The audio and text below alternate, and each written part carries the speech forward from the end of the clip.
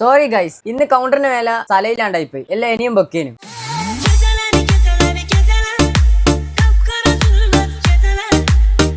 Hello everyone, I am Sinan, Dalton Electronics, Bur Dubai. ചങ്ങായിമാരെ, കിടക്കുന്ന കിടപ്പാണല്ലോ ഈ മുതലല്ലോ. ഉണ്ടാക്കിയ ആപ്പിൾ പോലും സഹിക്കൂല, ഇത്രയും സ്റ്റോക്ക് ഉണ്ട്.